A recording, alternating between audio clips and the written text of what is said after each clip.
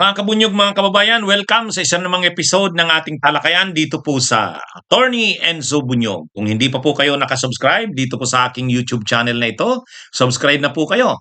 Kung hindi pa po kayo nakafollow sa Informador Meta or Facebook page, follow na po kayo. Dito po, mahaba-haba ang talakayan ko. Kasi hindi lang isang topic ang dinidiscuss ko, mga kabunyog, mga kababayan. Kaya yung mga nagsasabi, Attorney, ah, tapos ka na. Kapapasok pa lang namin. Do'n kasi 'yun sa mga medyo maiiksing talakayan ko. Pero dito mahaba ang talakayan ko. Kaya kung gusto niyo ng mahabang talakayan at iba-ibang topics ang kino-cover ko, dito na po, subscribe na kayo. Attorney Enzo Bunyo. Follow na po kayo. Informador Meta page. Kaya simulan na natin, ang ating talakayan. O ito mga kabunyog, mga kabayan, magandang araw sa inyong lahat. Itong si Sara Duterte hindi pa nga nagiging presidente, nag-aambisyon pa lang na maging presidente sa 2028. Binu, binubulatlat na kaagad, pinapakita na kaagad ang kanyang dictatorial tendencies. ha? Yung kaisipan niyang maging diktador, delikado ito mga kabunyog, mga kababayan. Delikado itong si Sara Duterte na kung maging presidente ito, posibleng amyendahan niya ang konstitusyon, aalisin yung term limits, pwede na siyang parang katulad ng panahon ni Ferdinand Marcos Sr. Wala nang limit. Paano natin nasabi? Nung in-interview si Sara Duterte nung isang araw ng mga vloggers na supporters niya, sila Banat Bay, doon sa SMNI, lantarang sinabi ni Sara Duterte, tinanong siya, masolve po kaya ninyo sa 6 na taon na kung maging presidente kayo, masolve po kaya ninyo ang problema ng Pilipinas? Ang sagot ni Sara, hindi. Hindi ko kayang masolve yan sa 6 years. Ang problema ng Pilipinas, hindi kayang masolve sa 6 years. O tinanong sa kanya, mga ilang taon po? Sabi niya, gusto kong mamuno ng 30 years. Ayaw ko 6 years, hindi kaya. Kaya, imagine niyo yan mga kabunyog, mga kabayan. Ngayon pa lang sinasabi niya na yan na hindi kakayanin na masolusyonan ang problema ng Pilipinas sa loob ng 6 years. Kaya kung siya daw, gusto niya mamuno siya 30 years. Ay mga kabunyog, mga delikado ito. Kaya diyan pa lang, hindi niya na tinatago ang kanyang ugaling diktador, ang kanyang kaisipang maging diktador. Pag naging presidente yan, makapangyarihan ang presidente. Kaya niyang utusan ang Kongreso na amyendahan ang konstitusyon para maalis ang term limits niya. Kaya yan mga kabunyog, mga kababayan, paano na ito? Dito pa lang nilalantad na ni Sara kung ano talaga ang bunang pag-iisip niya. Bukas siya na maging diktador, mga kabunyog, mga kababayan. Pwede ka naman kasi, totoo naman, hindi kayang solusyonan ang problema ng Pilipinas sa loob ng 6 years. Tama yon. Sa tindi ng problema ng Pilipinas, hindi kayang solusyonan sa 6 years. Tama yon. Pero gagawin mo yung part mo sa 6 years kasi 6 years lang yung binigay sa'yo. Kung hindi mo yan masolusyonan sa 6 years, iba ng presidente ang magpapatuloy niyan. Pero yung sasabihin mo, para masolusyonan, gusto mo mamuno ka 30 years, anong klase yan? Malinaw naman sa konstitusyon natin, isang termino ka lang pwedeng maging presidente. Nakalagay yan sa konstitusyon. O anong gagawin mo? Aamindahan mo ang konstitusyon? Magsusulong ka ng tiyatya? O kaya magdideklara ka ng revolutionary government para tuloy-tuloy kang maging presidente? Hindi yan. Hindi malayo yan sa ganyang klase ng pag-iisip ni Sara Duterte. Sinabi niya na gusto niyang mamuno ng 30 years. Ayaw niya daw ng 6 years lang, hindi kaya. Matindi itong si Sara Duterte. Mga kabunyog, mga kababayan. Kaya sana yung ating mga kababayan maano nila na mapanganib na maging presidente ito si Sara. Pag binigyan mo ito ng kapangyarihan, hindi niya nabibitawan. Siya na mismo, sinabi niya na mismo yan, sa lahat pa naman ng naging presidente ng Pilipinas, tanging si Cory Aquino lang at saka si Pinoy ang dalawang presidente na hindi nag-ambisyon na i-extend ang kanilang mga termino. Si Cory, 1986 to 92. Sinabihan siyang amendahan ang konstitusyon.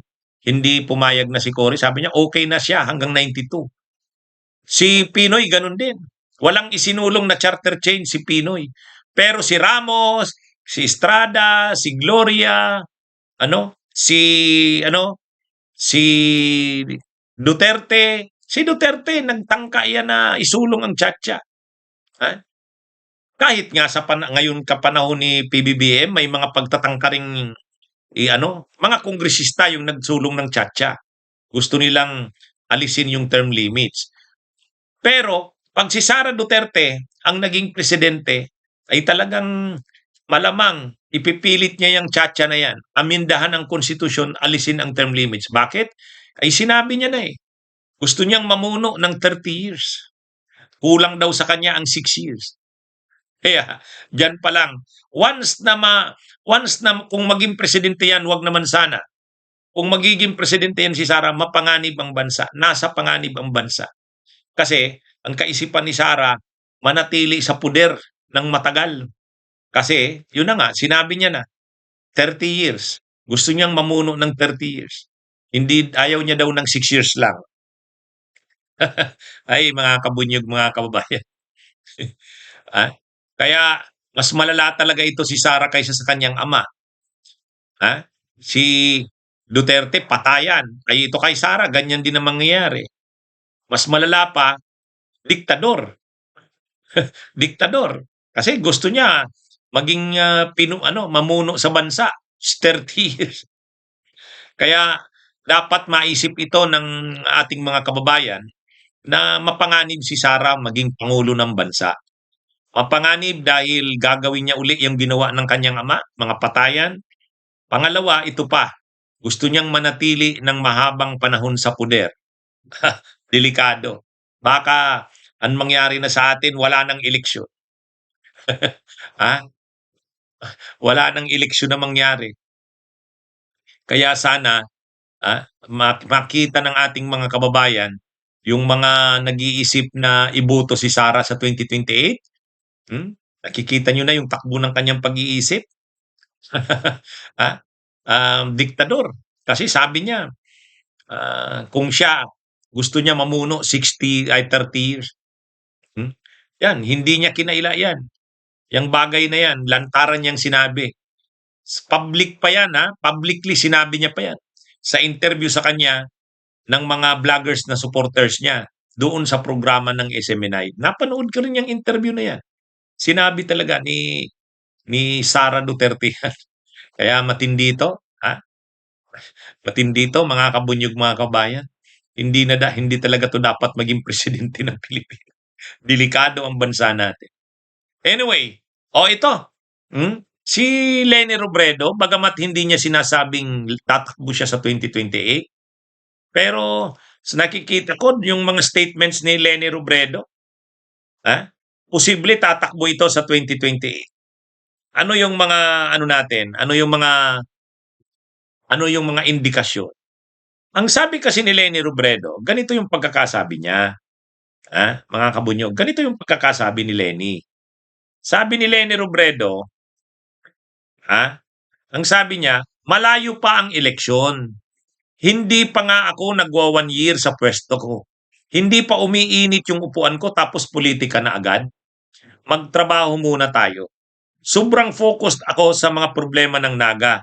Yung farthest from my mind, yung mga pag-uusap sa Maynila. Ang primary obligation ko, yung trabahong in-applyan ko. So, sa madaling sabi, hindi naman sinabi ni Leni Robredo na hindi siya bukas na tumakbo sa 2028 elections. Hindi naman ganun ang pagkakasabi niya eh. Ang sinabi niya, ayaw niya munang pag-usapan yan, malayo pa naman ang elections. Ang focus niya sa ngayon, Naga. Kasi, katatapos lang ng elections noong May 2025. So, hindi pa nga May 2026. Ibig sabihin, hindi pa 1 year. Kumbaga, na ayaw niyang pag-usapan yung elections kasi malayo pa yan. So, ibig sabihin, ang sinasabi niya lang, wag na muna nating pag-usapan yan. Malayo pa ang elections. Ito na muna kasi kasuhin ko, yung obligasyon ko sa Naga City. So, anong ibig sabihin niya? Posible siyang tatakbo. Kaya lang ayaw niya na munang pag-usapan yan ngayon. Kung si Sara Duterte atat na atat ng pag-usapan yan, siya hindi. At kumbaga sa kanya, kahit na ano pang sabihin sa kanya na ang tagal-tagal mong magdesisyon, bakit binibitin mo ang mga supporters mo, hindi ka kaagad basta sabi niya ganun siya. Ha?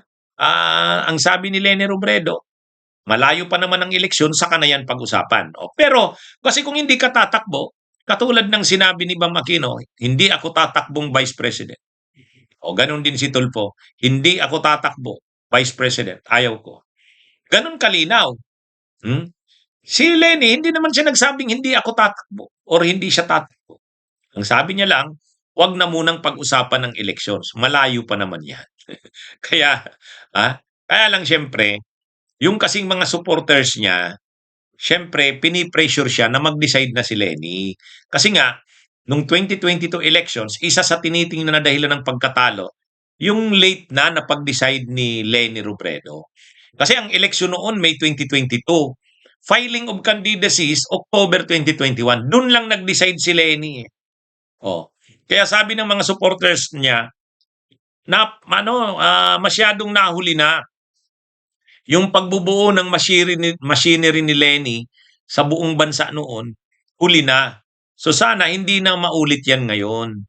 Kaya kung ang elections 2028, dapat ngayong 2026 mag-decide na siya. Nung una, okay naman ang pinag-uusapan katapusan ng 2026. Kaya lang ito kasing si Sara Duterte biglang nagdeklara na tatakbo siya. Di syempre parang hinihintay na rin na sana magdeklara na rin si Leni. Pero hindi nagpadala si Leni. Ang sabi ni Leni, hindi ako sasabay dyan. Malayo pa ang eleksyon. Ayaw ko na munang pag-usapan yung mga national positions na yan. Ang focus niya ngayon, trabahuhin yung obligasyon niya sa Naga. Kasi ang trabahong inaplayan niya, pinasok niya, mayor ng Naga, yun na muna. Tapusin muna yung trabaho na yan.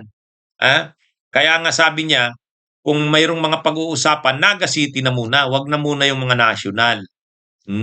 Pero hindi niya naman sinabing, hindi, ayaw ko dyan, sarado ako dyan, maghanap na lang kayo ng iba. Ito, pinaprangka ko kayo, ayaw ko na. Tama na sa akin yung Wala namang ganun eh. Di ba? Wala namang ganun. Kaya sa tingin natin, posible talaga, tatakbo pa si Leni Robredo. Posible yan. Lalo na pag nakita niya na ang lahat halos ng grupo, mag-administrasyon, mag-oposisyon, siya ang tinutulak. Kumbaga, kapag ang oposisyon at administrasyon, siya yung tinutulak na magpresidente, ano pa ba naman at hindi niya yan tatanggapin? Kumbaga, magiging ang laban niya. Halos sigurado na siya niyan. Kalaban niya si Sara, kung hindi makonvict si Sara sa impeachment, lalabanan niya, ang suporta ng oposisyon nasa kanya, ang suporta ng administrasyon nasa kanya rin, i-adapt din siya na kandidato ng administrasyon. Kaya sigurado na halos siyang mananalo niya. Kaya sa tingin ko, kapag ganun ang nakita ni Leni Robredo, na lahat halos ng grupong anti-Duterte, lahat ng kampong anti-Duterte ay siya yung tinutulak, mag-oposisyon, mag-administrasyon, tatanggapin niya yan. Kaya lang, sinasabi niya lang naman, sa ngayon, huwag na muna natin pag-usapan yan. Maaga pa. Pero sana naman, bago matapos ang 2026, mag-decide na siya. Kasi ang 2027 talaga, masyadong malayo na yan. Hindi naman kailangang sabayan si Sara doon sa announcement niya. Masyado namang at yun. Pero wag ding 2027. Masyado namang malayo na yun. Pero anyway, sa tingin natin, magdi-decide yan si Leni. Yun lang. Sa ngayon, ayaw niya na munang mag-decide niya. Kahit anong pressure sa kanya, ayaw niya. Ang sabi niya, malayo pa ang elections. Trabaho na muna sa Naga. Kaya lang, pag tinitingnan mo naman, hindi niya naman sinabi na hindi siya tatakbo sa 2028. Hindi niya naman sinabi. Ang sabi niya lang, saka na. Huwag na muna natin pag-usapan yan ngayon. Trabahuhin muna natin yung mga trabaho ngayon. Kumbaga, hindi pa daw siya nag-iisang taon sa pwesto eh. Nakakahiya naman sa Naga City. Iba na kaagad ang pinag-uusapan. Yan naman ang pagkakaiba kasi kay Leni Robredo. Pag sinabi niya, sinabi niya. Hindi siya yung nagpapa-pressure eh. ano naman siya. Saka sa kanya kasi, hindi naman siya yung atat na atat. Saka 'pag sinabi niya talagang, ito yung focus niya ngayon, focus siya. Ayaw niyang ano, ayaw niyang masira yung kanyang ma-distract siya sa kanyang mga ginagawa. Kaya, pero malamang naman o bakit, siguro naman magde-decide siya ngayong 2026 bago ang matapos ang taon. Hintayin natin. Ang importante diyan ang importante diyan nataranta si Sarah, yung announcement niya wala, balewala, Ang akala nila 'pag announce ni Sarah, sabi nila Malu, Tikia, na bago ang, takbo ng pulitika dahil sa announcement ni Sarah. Wala naman, eh. Hmm, kasi ano pa rin, eh, si Leni Robredo pa rin yung ano, si Leni Robredo pa rin saka si PBBM ang pinag-usapan, hindi naman si Sarah, eh. Okey, ito, 6 na Pilipinong abogado na mga malalapit kay Duterte ang pupunta sa ICC sa confirmation of charges hearing niya, ha?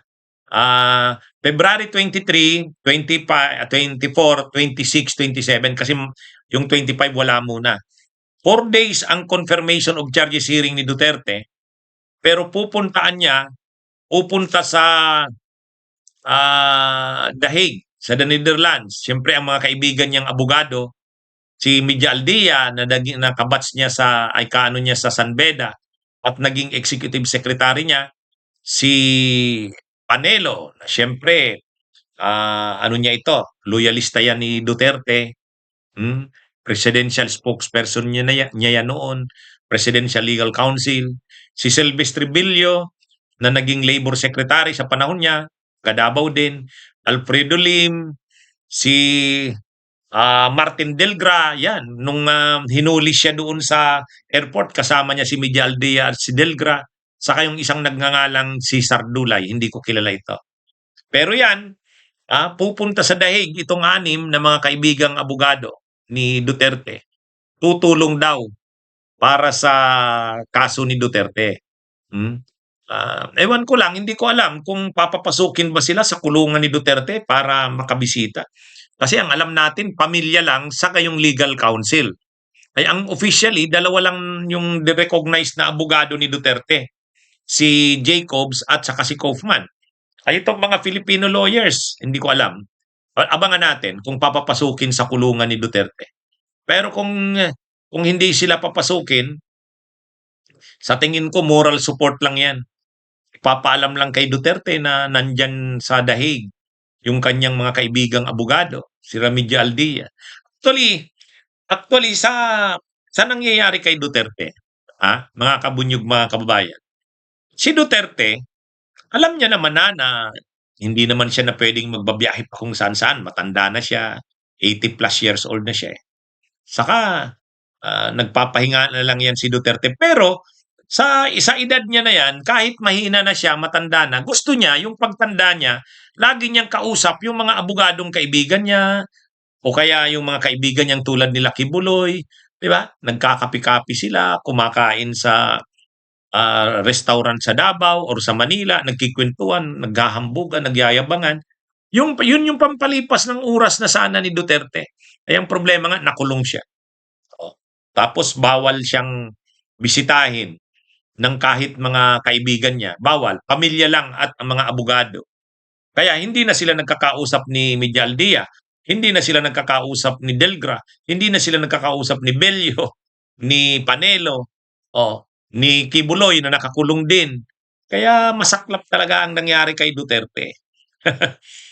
Kumbaga yung mga huling taon mo sa mundong ibabaw, dapat sana nai-spend mo yan, kausap mo, kay kwentuhan mo yung mga kaibigan mo, matanda ka na, nagkakape-kape kayo, wala yun, nawala sa kanya yun. Yun ang ano, yun ang pagbabayad niya sa krimeng nagawa nila. Ah, yung kasi nung panahon kasing ginagawa nila yung mga krimen sa war on drugs, akala mo walang katapusan ang kanilang ano eh. Oh, 'di ba? Akala mo akala mo noon walang ano eh, walang katapusan ang kanilang kapangyarihan at hindi sila mapapanagot. Yun na yung sinasabi ni Congresswoman Leila de Lima. Sinabihan na natin sila noon pa na wag niyong gagawin yan, itigil niyo na yan. Pananagutan niyo yan pagdating ng panahon. O hindi daw tinigil. O ngayon, nagbabayad kayo niyan. Kahit si Bato, eh, ang ganda-ganda nga ng titulo mo, senador ka. O, pangalawang term na ito niya. O pero tingnan mo ngayon, nagtatago siya. Bakit siya nagtatago? Dahil sa krimen na nagawa nila nung panahon ng administrasyon ng Duterte. Kaya yan yung saklap na katotohanan na walang krimen na hindi pinagbabayaran. Ang akala kasi nila noon, wala yan. Hindi na tayo member ng ICC anya, wala na. Saka wala namang tatayo diyan ng mga na mga testigo, walang tatayo diyan ng mga prosecutors, wala naman. Saan tayo kakasuhan? Sa Pilipinas? Kayang-kaya natin 'yan. Kung sa ICC, hindi naman tayo madadala doon. Sige, sinong mag-aaresto sa atin galing sa ICC? Wala namang sariling pulis yan. Ang problema, God works in mysterious ways. Yun ang hindi nila naisip. Crime does not pay. Ang hustisya, kahit matagal yan, matatagalan minsan, pero darating at darating yan. Yan yun. So, sa ngayon, kumbaga, yung pagpunta doon nila Media Aldia, nila Delgra, nila Bello, nila Panelo, ewan ko kung papapasukin. Hindi natin alam. Pero maraming beses na yung pumunta doon si Media Aldia, si Delgra, saka sila Panelo. Hindi naman sila nakakapasok eh. Kahit nga sila yung mga politikong kaibigan ni doon, sila Marcoleta, sila Padilla, sila Roque nga, hindi. So ewan ko, baka magpaalam si Kaufman na mga lawyers naman ito, papasukin. Malaman natin kung anong plano nila Panelo. Pero kung hindi man sila papasukin, sa tingin ko moral support lang yan. O baka moral support lang yan. Makarating lang kay Duterte na pumunta sa dahig sila Panelo, sila Media Aldia, sila Delgra, sila Bello, sila Alfredo Lim, itong si Sardulay, para pampalkas loob kay Duterte na hindi siya pinababayaan ng kanyang matatalik na mga kaibigang abogado. Parang ganun lang sa tingin ko yan. Anong tingin nyo, mga kabunyog, mga kabayan? Magandang araw sa inyong lahat.